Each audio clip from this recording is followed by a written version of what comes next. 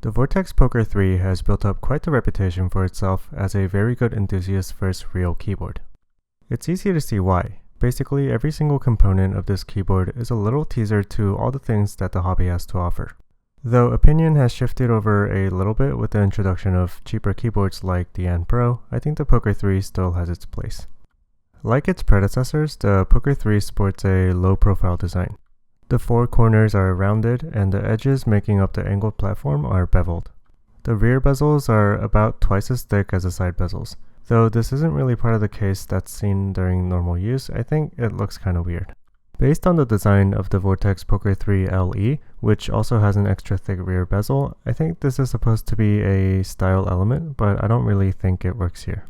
The back doesn't really have much going on, just some rubber feet, as well as a metal sticker with Vortex's signature "Enjoy your feeling." Overall, I don't really like this case design. I'd really like to see a poker in the style of a Race 3 or the Vibe. I think that their design language really hits the nail on the head when it comes to low-profile cases. I think this angled design is pretty overdone at this point by all the other cheap Chinese manufacturers, so it'll be nice to see them do something different.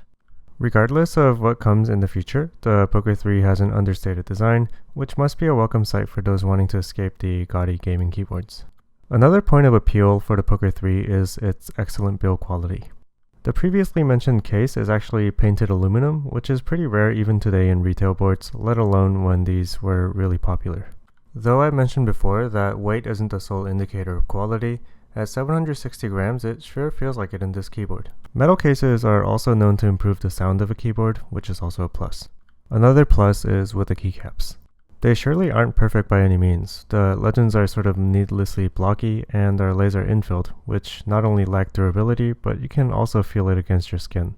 However, all of that is forgiven by the material and the thickness. These are 1.5mm thick PBT OEM profile keycaps, which helps in improving both feel and sound. Speaking of feel and sound, one of the biggest sins in keyboards that completely ruin its feel and sound are the stabilizers. Most people who are just typing on gaming keyboards won't notice it, but once you've typed on good stabs, bad stabs just drives you crazy. And this is an example of a keyboard that'll help you realize that. While these aren't genuine stabilizers or anything, they're really finely tuned and have no rattle in the two U keys and very little in the spacebar.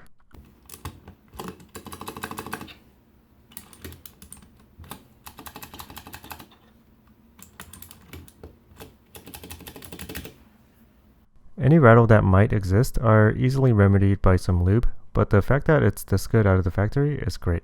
The Poker 3 has a lot of really good things going for it, and all of these come together to make one of those rare retail boards that are actually pretty good right out of the box.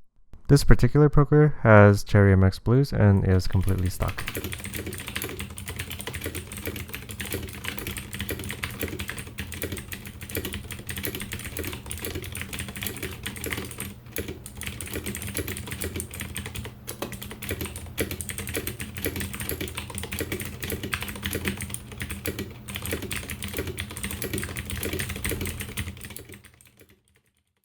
The final thing that made the Poker 3 great is programmability.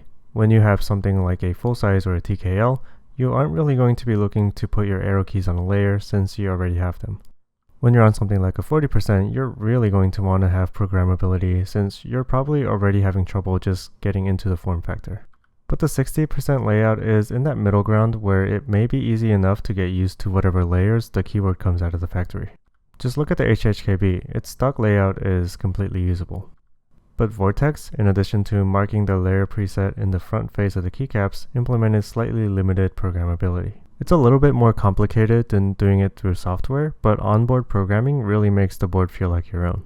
I won't go into how you might program, but I'll link the manual in the description. I think discovering the keys you use often and remapping them to places that make more sense for you is really a special experience that mirrors customizability in all sorts of dimensions in the community. So the Poker is really sort of a trailblazer in the community. Its huge success ended up establishing the PCB holes as a de facto standard, and it surely has a place in a lot of people's hearts as their gateway drug into the world of mechanical keyboards. The Poker 3 in particular is a little bit aged, and the design looks a little boring and old in the face of newer ones, but as a package, it's really a positive experience that I can recommend.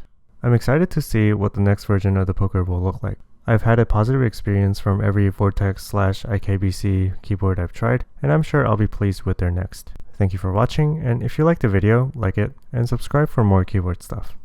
I know everyone and their dogs has done a review on this, but what's a keyboard channel without a video on the legendary poker?